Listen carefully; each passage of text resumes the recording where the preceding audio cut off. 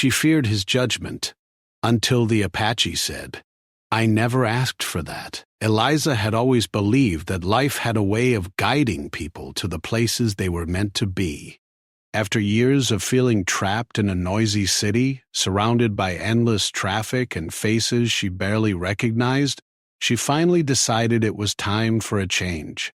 The decision had not been easy. She had left behind a small apartment that had been hers for years, friends who had become like family, and a career that, while stable, had started to feel like it was slowly suffocating her spirit. But deep down, she knew that moving to a small desert town in Arizona could give her the fresh start she desperately needed. The desert was different from anything she had ever known.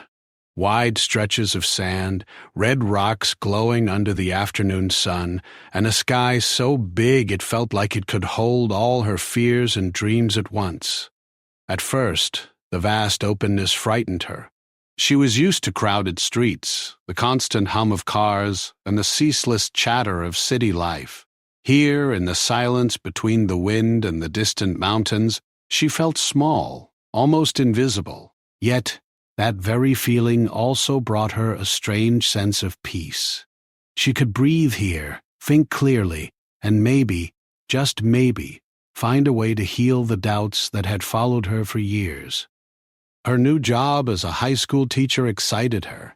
She had always loved working with students, helping them discover the joy of learning and seeing their eyes light up when they understood something for the first time. Yet, excitement was mixed with a deep, gnawing anxiety. She was stepping into a community that had its own history, its own stories, and traditions she barely understood. Many of her students were from Apache families who had lived in the region for generations.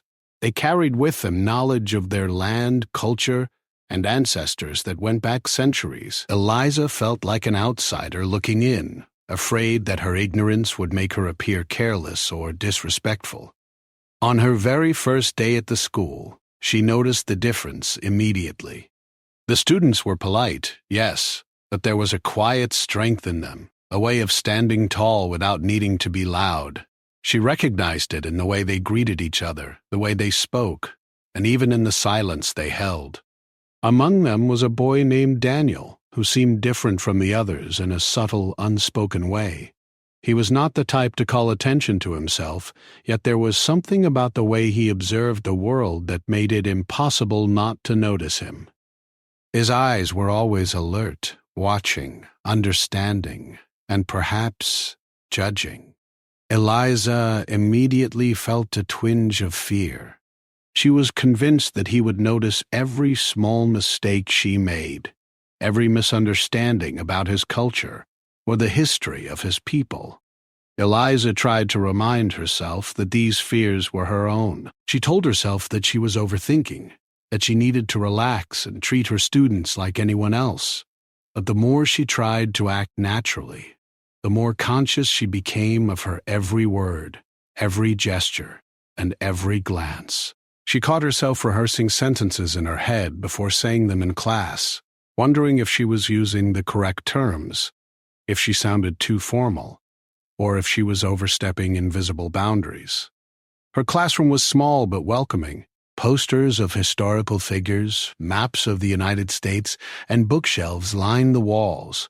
There was a sense of history in the air, stories waiting to be told, lessons waiting to be learned. And yet, every time she looked at Daniel, she felt like she had to hold back a part of herself. She didn't want to say anything that could be taken the wrong way, didn't want to give offense, and most of all, didn't want to appear ignorant. The first few weeks were the hardest. Eliza spent hours preparing lessons, often rewriting them several times to make sure she was being accurate and sensitive. She avoided certain topics, especially those involving Native history, afraid that she would accidentally say something that was not true, or that could be seen as disrespectful. Her notebook was filled with notes, reminders, and questions she would never dare ask aloud. She even researched online at night, reading articles about Apache culture, their traditions, and their history in the region. She wanted to be perfect, flawless, and yet, each day she felt further from that goal. Despite her fear, she was determined to connect with her students. She watched them carefully, trying to understand their interests, their moods, and their ways of interacting with each other. She noticed how they laughed, the jokes they shared, the stories they told, and how seriously they took their responsibilities. She admired their sense of pride in who they were and where they came from. But admiration alone was not enough to bridge the invisible gap between them. Every smile she offered felt measured, every compliment rehearsed, and every attempt at conversation careful. She feared judgment so much that it held her back from being truly present. One afternoon, while walking through the hallway after class, she saw Daniel helping another student with homework.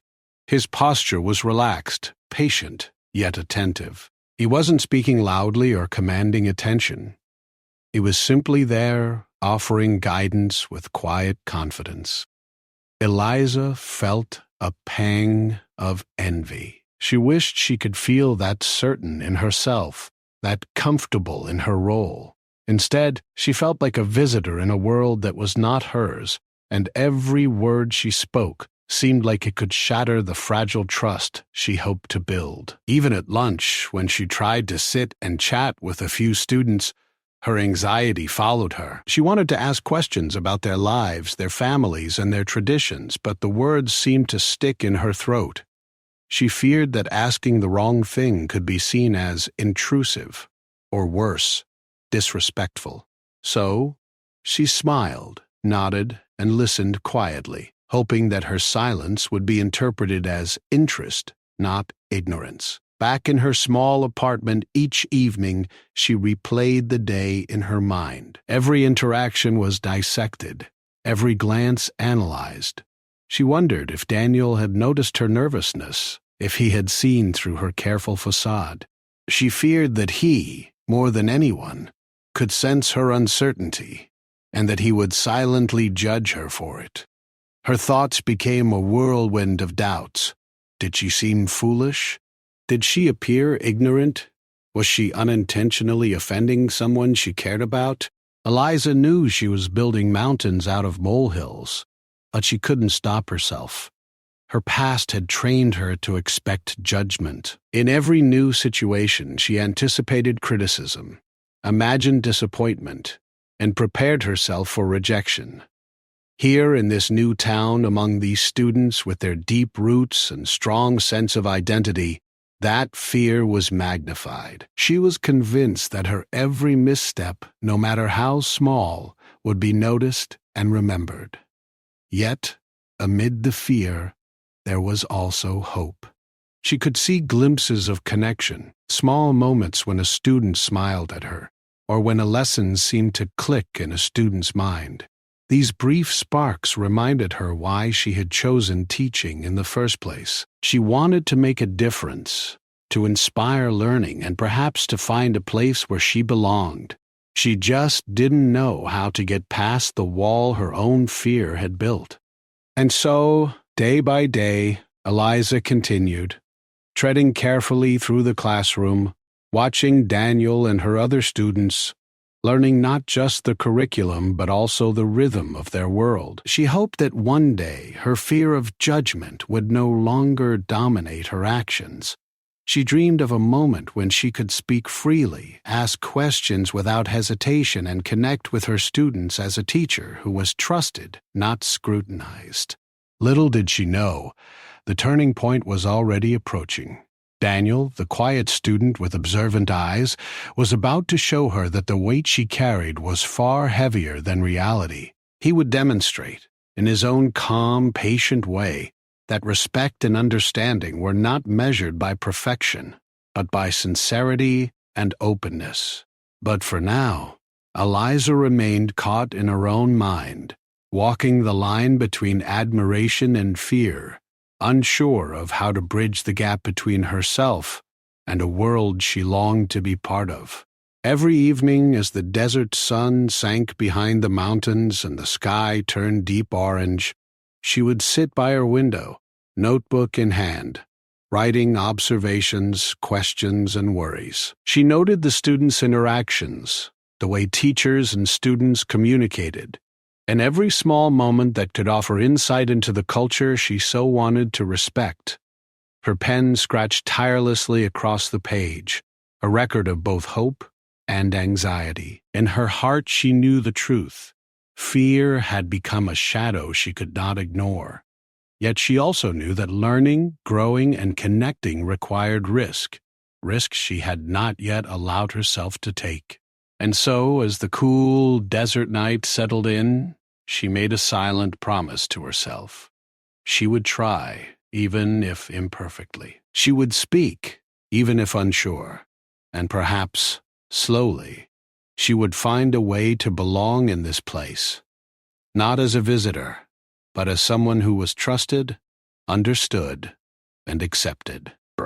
The days passed slowly, but in a way that made each one feel meaningful. Eliza woke up to the soft golden glow of the desert sun, brushing her fingers against the dusty windowsill as she tried to shake off the lingering anxiety that followed her from day to day. Teaching had become both a source of hope and a source of stress. She loved being in the classroom, seeing students' eyes widen when they understood something new. But she could not escape the feeling that she was constantly walking on a thin line. Any misstep could break the fragile sense of trust she had with them, she thought, especially with Daniel, whose quiet presence seemed to carry more weight than anyone else in the room. Her fear had grown like a shadow, spreading over every interaction. In her mind, Daniel's silence was not just a natural part of his personality. It was a judgment. Every time he looked at her while she spoke, she imagined him noting a small mistake, filing it away, and silently deciding she was unworthy. Her thoughts were not based on anything he had actually done. Daniel had not criticized her, nor had he shown any signs of disapproval. Yet Eliza could not shake the feeling that he was watching, evaluating, and waiting for her to fail. The classroom itself had become a place of careful navigation. Eliza walked through lessons with caution, careful to use words that were neutral, safe, and general. She avoided topics that might touch sensitive areas, particularly anything related to the history of native peoples or their culture. She read the textbooks carefully, sometimes rewriting her own notes to make sure she was right, even if that meant avoiding parts of the curriculum entirely. She hoped that by controlling every detail of her teaching, she could avoid the shame she imagined in Daniel's eyes. But her students noticed something different about her. She was polite and knowledgeable, yes, but there was a tension that hung around her like a cloud. Her words were careful, precise, almost rehearsed. Her smiles were sometimes delayed, as if she had to consider them before allowing them to reach her face. Some students whispered among themselves, asking why she seemed so nervous or distant. Eliza could hear fragments of conversation as she passed through the hallways, but she told herself that these whispers did not matter. It was better to remain cautious than risk offending anyone. Daniel's quiet observation continued to unsettle her. She noticed the way he leaned slightly forward when listening, his eyes tracking every detail. Not in a way that was aggressive or impatient, but in a way that seemed impossibly attentive. He did not raise his hand often, and he rarely spoke out of turn. Yet his presence carried a weight that she felt in her chest every time she tried to speak freely. One afternoon, while organizing her desk after school, she saw Daniel approaching. Her heart raced, her mind spinning with imagined scenarios. Was he going to confront her about something she said? Had she accidentally mispronounced a word? Was there a way she could correct herself before it was too late? Daniel stopped at her desk, not with anger or confrontation, but with a quiet, almost hesitant curiosity. He asked if he could include his grandfather's oral stories in a class project. Eliza froze. Her mind raced through the dozens of ways she could respond. Should she say yes immediately? Should she warn him about accuracy? Should she question the source or background? She realized in that moment that she was overthinking again. Instead of responding calmly, she spoke too quickly, assuring him that it was perfectly fine and that she supported him. Her voice probably sounded tense, too eager, too defensive. Daniel paused, raising his eyebrows slightly, a subtle gesture that made her panic even more. He nodded and walked away, leaving her standing there with a sudden flush of embarrassment. Back in her apartment that evening, she replayed the conversation endlessly in her mind. Why had she reacted that way? Why had her words seemed rushed, her tone uncertain? She was certain that Daniel had seen through her facade, that he had noticed her nervousness, and that he now silently judged her for it. Every possible scenario ran through her head. Did he think she was ignorant? Did he think she was overreacting? Did he lose respect for her as a teacher? Her mind became a battlefield of imagined criticisms. She could not stop analyzing her actions, her tone, her expressions, and even the words she had chosen. She realized that her fear of judgment had begun to dominate not just her teaching but her entire day. She started limiting her interactions with students, avoiding casual conversations, and staying behind her desk as much as possible. She worried that any informal talk might reveal her lack of knowledge or sensitivity. Despite all this, small moments of connection broke through the tension. One morning, a student asked a question about a historical event that was slightly outside the textbook. Eliza paused, unsure how to answer, and then admitted she did not know.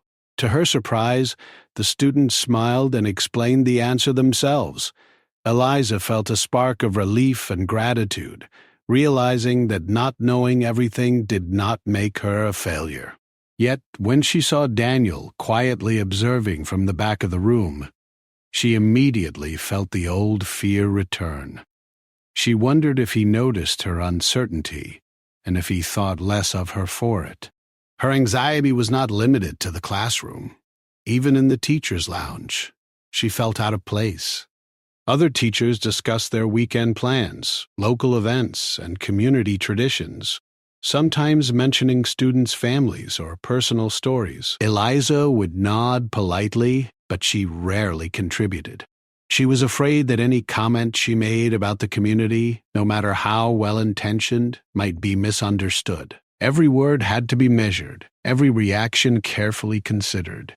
She watched the others speak freely, envious of their ease, and felt a pang of isolation. As days turned into weeks, Eliza realized that her fear was creating distance not just from Daniel, but from all her students. She wanted to connect, to engage, and to be a teacher they could trust. Yet every attempt felt constrained by her own insecurities. When students tried to talk to her about their hobbies, their families, or local traditions, she often responded in generalities, careful to avoid anything that might be taken the wrong way. Her silence, meant to protect her from judgment, often made her seem distant and unapproachable. Daniel continued to watch. He was patient, unassuming, and attentive. He noticed her tension, the careful way she spoke, and the nervous glances she cast his way. Yet he did not confront her. He did not scold her. He simply observed, offering small gestures of kindness, a polite nod, a quiet question, a willingness to share his thoughts when asked. For him, the classroom was a space to learn and contribute, not a place for judgment. Eliza, however, could not see this. In her mind, Daniel represented every fear she had about being evaluated and found wanting. She imagined him comparing her to other teachers, noting what she did not know, and silently cataloging her mistakes. Her imagination made him a symbol of scrutiny rather than the student he actually was, curious, patient, and respectful. Even during planning periods, Eliza found herself worrying. She would sit at her desk staring at lesson plans, and rehearsing conversations she might have with students. She would write and rewrite her notes, making sure she had the right words and explanations.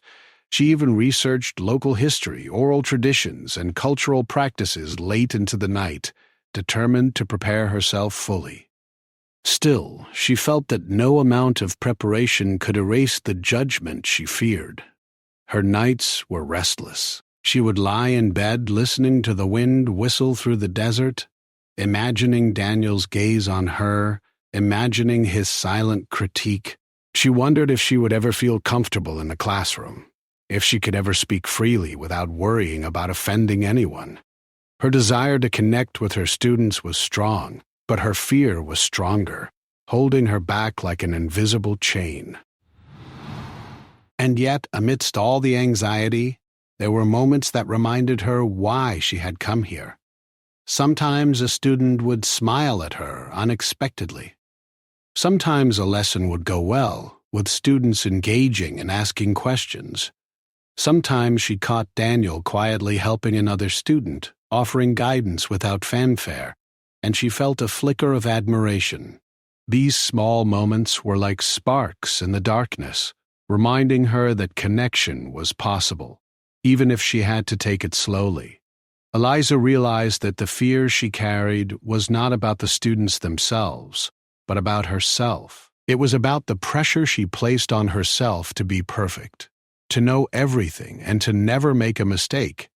She wanted to be respected, yes, but she had confused respect with flawless performance. She had mistaken caution for connection, and in doing so, she had created a distance between herself and the very people she wanted to reach. The turning point she did not yet know was approaching. Daniel, with his quiet patience, was about to show her that the judgment she feared so deeply had never existed. But until that moment came, Eliza continued to navigate each day with care, balancing hope and anxiety, admiration and fear, always watching, always second-guessing, and always longing for a connection she could not yet fully reach. The morning of the presentation arrived with a soft desert sun spilling golden light through the classroom windows. Eliza felt a flutter of nervousness in her chest as she prepared the room. The desks were arranged in a semicircle so every student could see one another, and she had set aside extra space at the front for any materials the students wanted to use. She checked the projector and the whiteboard, straightened the few posters on the walls, and took a deep breath. Today was different. Today, Daniel would share something very personal, stories from his grandfather. Eliza tried to focus on her role as the teacher, reminding herself to be supportive and open. Yet, as always, her thoughts drifted to Daniel. She had imagined this moment countless times in her mind, each scenario darker than the last. She feared he would look at her with disappointment, silently thinking she had failed him somehow. She worried that if she asked questions or reacted incorrectly, she would ruin the trust she had barely begun to build. As the students filed into the classroom, there was an unusual quiet energy. Everyone seemed aware that today's project was special. Some carried notebooks, others brought photographs or small artifacts. Eliza noticed the subtle glances students exchanged with Daniel, a mix of respect and curiosity. And then there was Daniel himself, calm, poised, yet visibly proud. He carried a small leather-bound book, worn at the edges, which Eliza assumed contained his grandfather's stories. When the time came, Daniel stood at the front of the class. His movements were measured, confident, and deliberate. He looked at Eliza briefly, not with judgment, but with quiet assurance, as if to say he was ready to share his truth. Then he opened the book. The classroom fell silent. Every eye turned to him, every ear attuned to his words. He began to speak slowly, choosing each word carefully, almost as if he were weaving a tapestry with language. He told stories of resilience, of the Apache people's deep connection to the land, of lessons passed down from one generation to the next. He spoke of courage, of family, of patience and understanding. Eliza listened, captivated. She had read about Apache history in books, studied it online, even spent late nights researching cultural practices. But hearing these stories in Daniel's voice, seeing the passion and pride in his eyes, made the lessons real in a way no textbook ever could. His words were not lectures. They were living memories, full of emotion and wisdom. As Daniel continued, Eliza felt something shift inside her. The tension she had carried for weeks, the fear of judgment that had weighed on her so heavily, began to loosen. She realized that Daniel was not angry with her. He was not silently criticizing her. He was sharing a part of himself, a part of his family, and trusting her with it. The realization hit her like a wave. All the fear she had imagined existed only in her mind.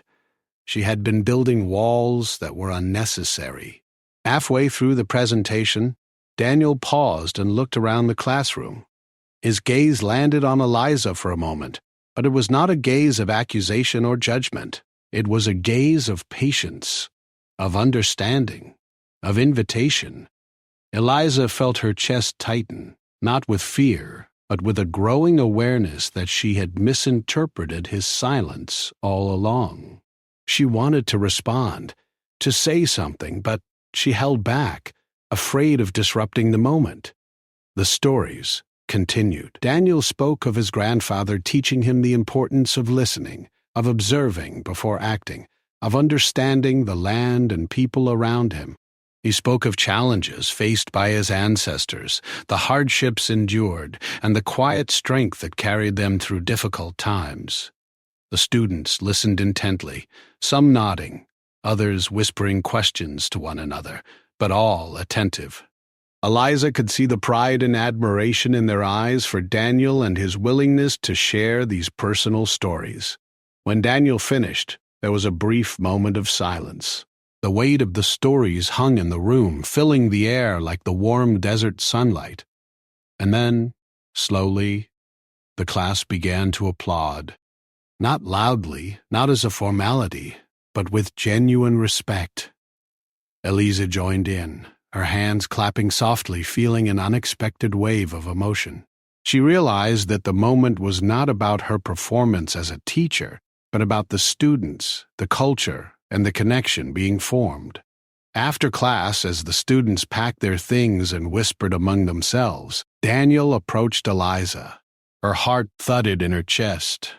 She was sure he was about to say something that would confirm her worst fears. She imagined his words carefully constructed, silently pointing out every mistake she had made in teaching or interacting with him. Instead, he said something simple, quiet, and unexpected. "Can we talk for a moment?" he asked. Eliza nodded, her throat suddenly dry. They moved to a quiet corner of the classroom. For a few moments, neither spoke. She searched for words, trying to figure out how to express the nervous tension and the respect she felt. Finally, she blurted out what had been building inside her for weeks. I need to be honest," she said.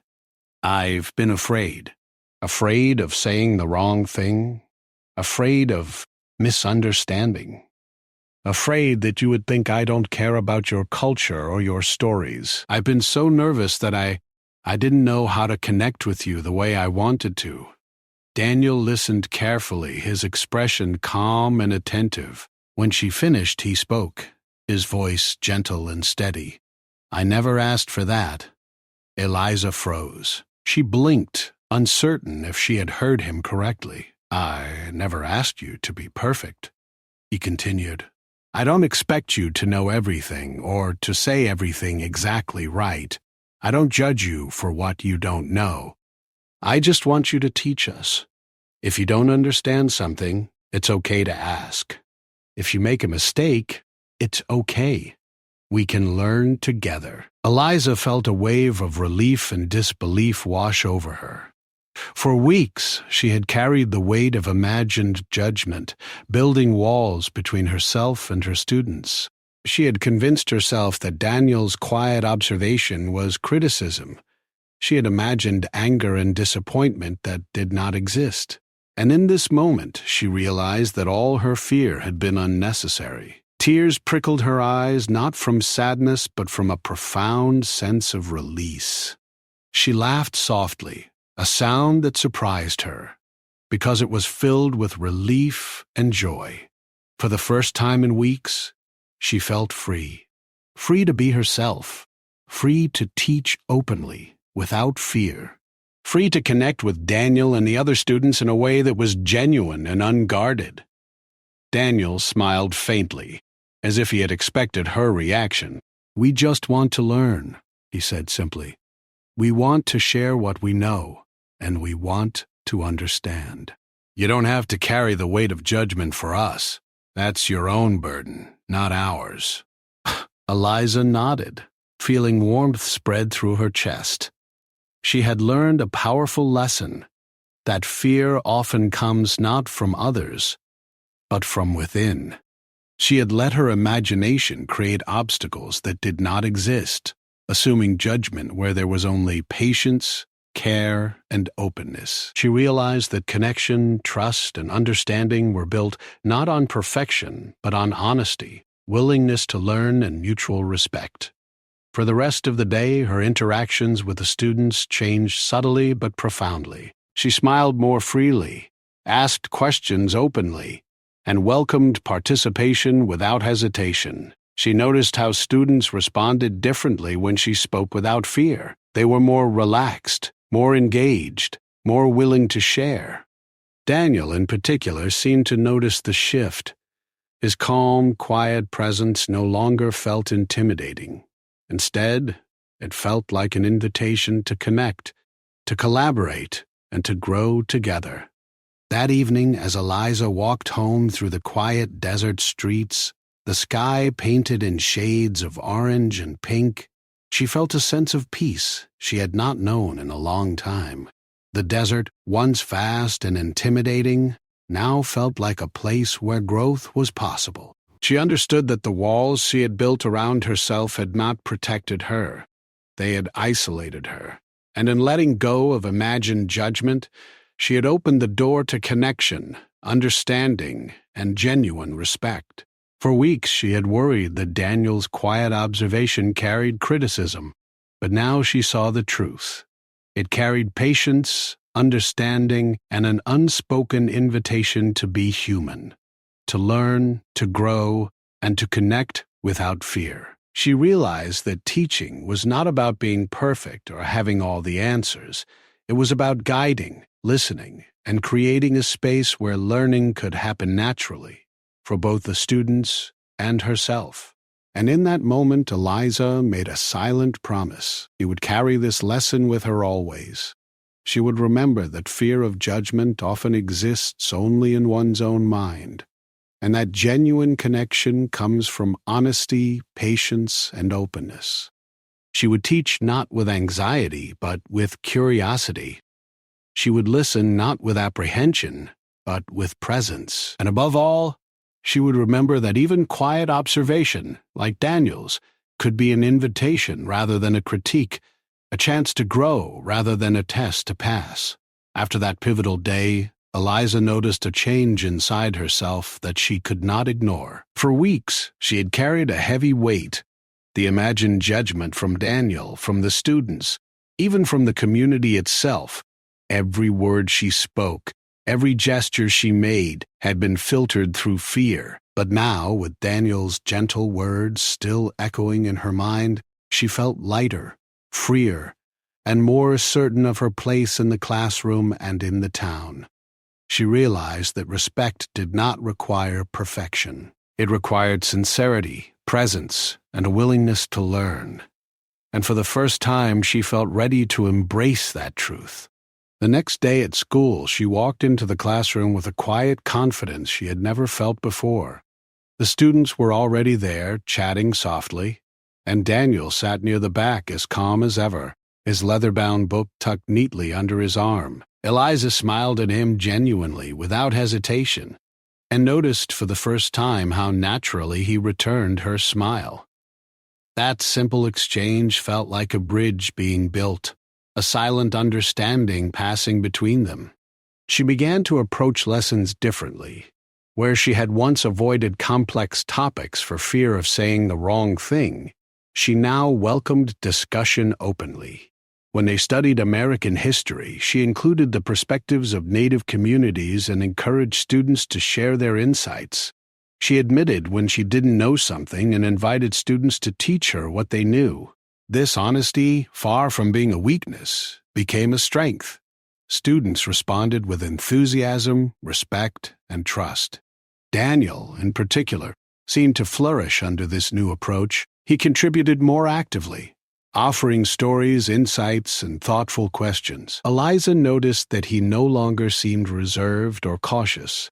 He participated freely, not as a representative of an entire culture, but as an individual student who had valuable knowledge and experiences to share. She realized that much of her previous fear had been unnecessary.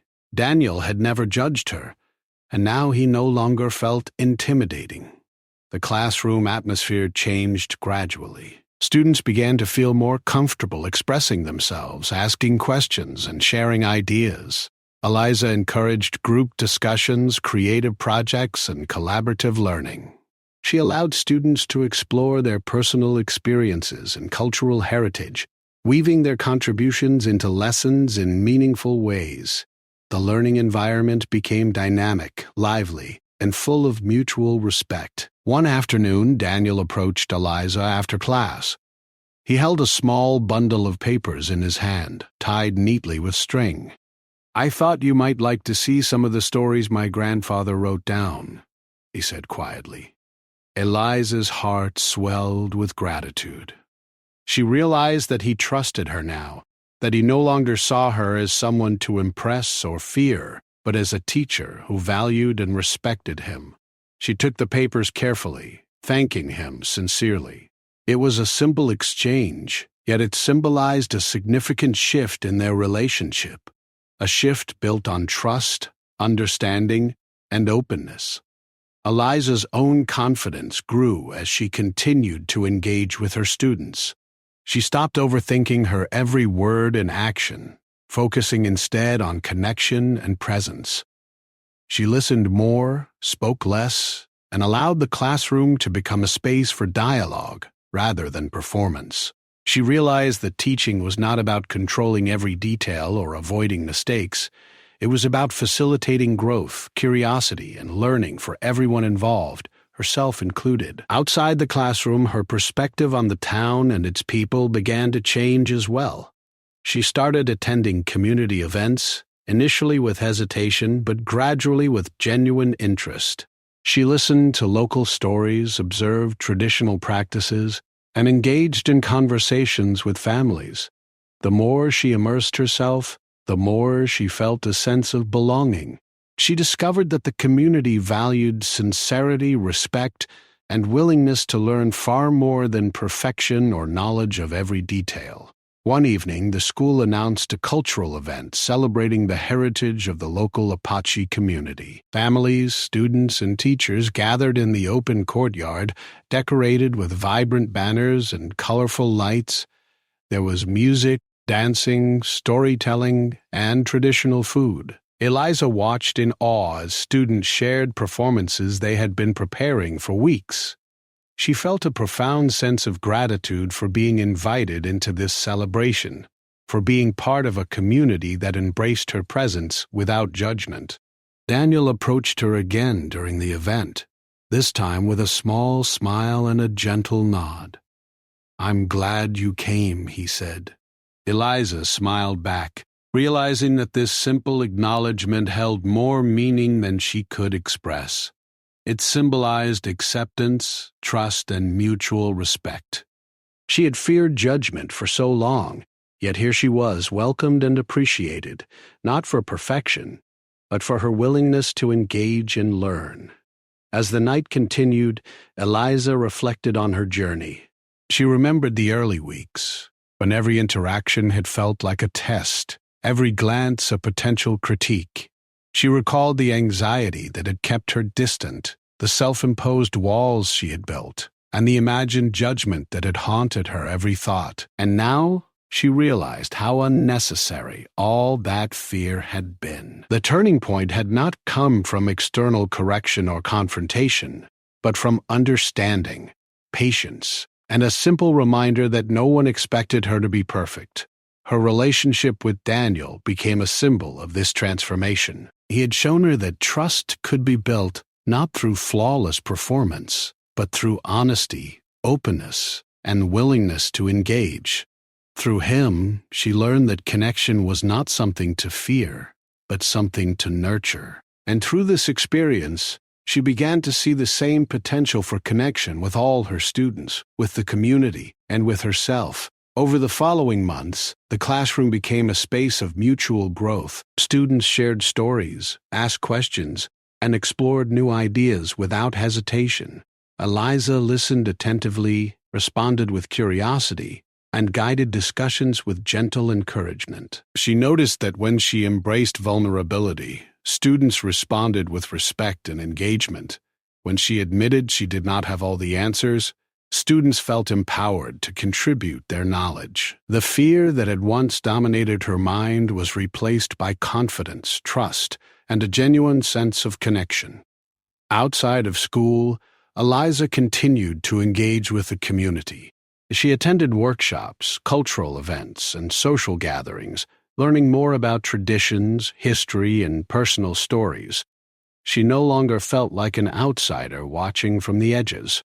She felt included, valued, and respected.